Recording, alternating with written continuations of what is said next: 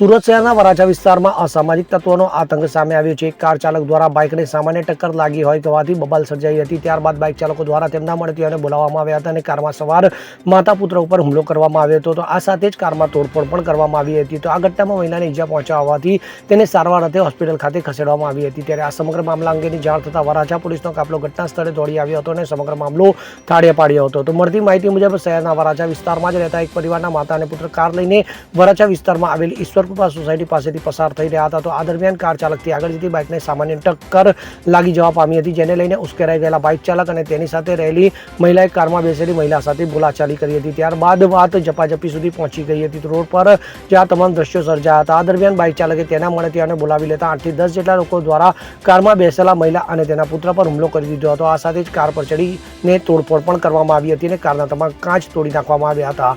તો રોડ પર જ તોડફોડ અને મહિલા માર મારવાના દ્રશ્યો જોઈને મોટી સંખ્યામાં લોકો એકઠા થયા હતા। તો આ બાબતે જાણ થતાં વરાછા પોલીસનો કાફલો પણ ઘટના સ્થળે દોડી ગયો હતો અને સમગ્ર મામલો થાળે પાડવામાં આવ્યો હતો। તો આ ઘટનામાં કારમાં સવાર મહિલાને મારવામાં આવતા ઈજા પહોંચી હતી, જેથી મહિલાને સારવાર અર્થે હોસ્પિટલ ખાતે ખસેડવામાં આવી હતી। ત્યારે હાલ આ સમગ્ર મામલે વરાછા પોલીસ દ્વારા વધુ તપાસ હાથ ધરવામાં આવી છે। તો આ સાથે જ ફરિયાદની નોંધવાની પણ તજવીજ હાથ ધરવામાં આવી છે। જોકે સામાન્ય બાબતોમાં થયેલી આ બબાલમાં થોડા સમય માટે વાતાવરણ ઉગ્ર બની જવા પામ્યું હતું। નરેશ સિમરણ સાથે CN24 ન્યૂઝ સુરત। હવે જુઓ દેશ દુનિયાની તમામ ખબરો તમારી આંગળીના ટેરવે।